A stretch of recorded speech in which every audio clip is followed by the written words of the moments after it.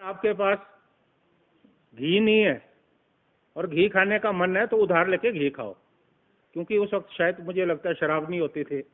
अगर होती तो उन्होंने ये कहना था कि आप जो है उधार लेके दारू पियो।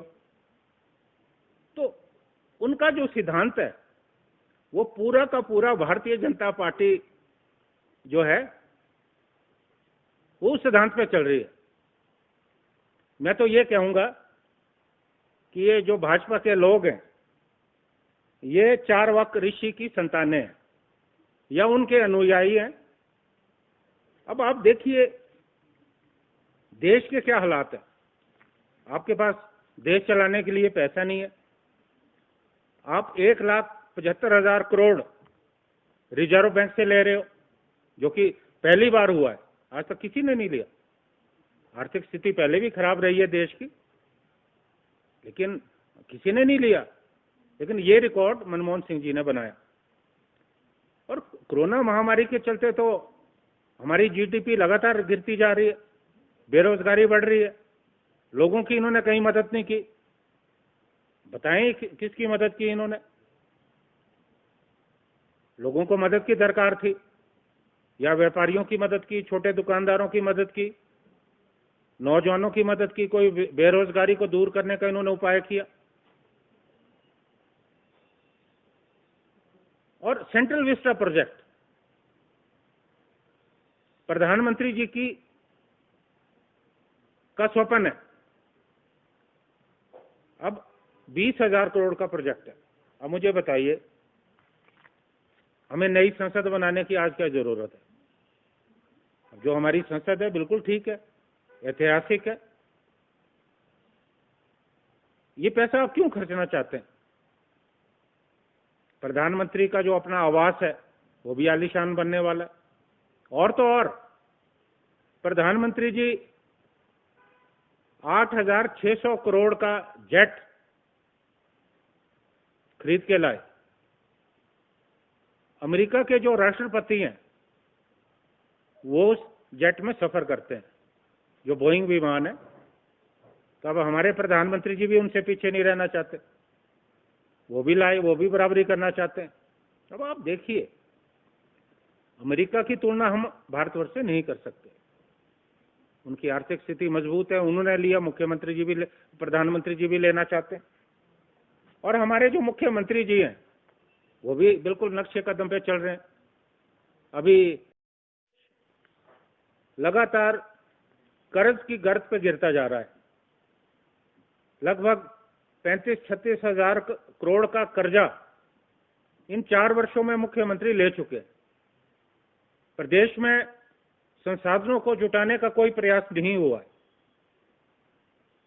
एक तो फजूल खर्ची और ऊपर से लगातार नई नियुक्तियां यह सरकार कर रही है। अभी जो है उपचुनाव होने हैं, मुझे लगता है उसके दृष्टिगत जो है राजनीतिक फैसले लिए जा रहे हैं और ये राजनीतिक नियुक्तियां हो रही है। हाल में ही 2 मीडिया कोऑर्डिनेटर बनाएंगे। 2 विधायकों में एक विधायक को कैबिनेट दर्जा, एक को राज्य मंत्री का दर्जा देके सचेतक और उप सचेतक बनाया गया। 3 निगमों के अध्यक्ष बनाए गए। मुझे हैरानी की बात है कि बोर्ड और निगम घाटे में चल रहे हैं। एक पर्यटन बोर्ड है, अब उस बोर्ड की क्या कार्य प्रणाली है वो मेरी समझ से परे है। वहां भी उपाध्यक्ष बनाया गया है। अब 2 जो और उपाध्यक्ष बनाए गए हैं, जहां का उन्हें उपाध्यक्ष बनाया गया है, अब मुख्यमंत्री जी बताएं कि उसका क्या फायदा राज्य को होने वाला है। आप लगातार प्रदेश में बोझ डाल रहे हो। और मैं आपको एक उदाहरण देना चाहता हूं। आदिकाल में हमारे एक चारवाक ऋषि हुए हैं, आपने भी उनका नाम सुना है।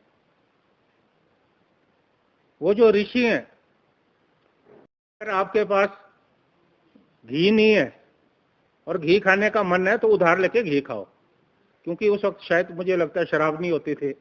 अगर होती तो उन्होंने यह कहना था कि आप जो है उधार लेके दारू पियो। तो उनका जो सिद्धांत है वो पूरा का पूरा भारतीय जनता पार्टी जो है वो उस सिद्धांत पे चल रही है। मैं तो ये कहूंगा कि ये जो भाजपा के लोग हैं ये चारवाक ऋषि की संतानें हैं या उनके अनुयायी हैं। अब आप देखिए देश के क्या हालात है। पूरी सरकार सक्रिय है। अगर लोगों की भलाई होती है, राज्य आगे बढ़ता है तो ठीक बात है, लेकिन मुख्यमंत्री की जो सक्रियता है, उनके जो कुछ मंत्री हैं उनकी जो सक्रियता है वो केवल उपचुनावों को लेकर है। क्योंकि जिस तरह से मंडी संसदीय क्षेत्र में उपचुनाव होने वाला है, 3 और उपचुनाव होने वाले हैं, तो पूरी सरकार का जो ध्यान है वो इन उपचुनावों पे केंद्रित है। जगह जगह पे जाके घोषणाएं हो रही हैं।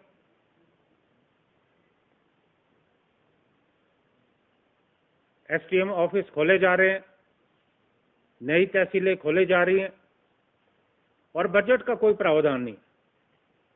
और ये बात हम भी आसानी से समझते हैं और आम लोग जो वोटर है, मतदाता, वो भी समझते हैं कि ये चुनाव के वक्त लिया गया फैसला है। क्योंकि अब तो 4 साल हो गए, चुनाव के लिए 1 साल बचा है और इन 4 सालों में मुख्यमंत्री जी ने घोषणा क्यों नहीं की, हम उनसे ये सवाल पूछना चाहते हैं। अचानक आपको ख्याल आ गया कि जहां पे चुनाव होने हैं वहां उपमंडल अधिकारी को नियुक्त करने की जरूरत है, नई तहसील बनाने की जरूरत है। इन 4 वर्षों में आपको ख्याल क्यों नहीं आया? ये सारे जो फैसले हैं ये चुनावों को लेकर लिए जा रहे हैं और बाद में इस पे कितना अमल होता है ये देखने वाली बात है। हमें संशय है, हमें सरकार की नीयत पे संदेह है। पे हम विचार करेंगे। अंतिम निर्णय तो पार्टी अलग मानने लेना है, लेकिन हम परिवार की जो इच्छा है उससे हम पार्टी आला कमान को अवगत कराएंगे। अंतिम फैसला तो पार्टी आला कमान को लेना है।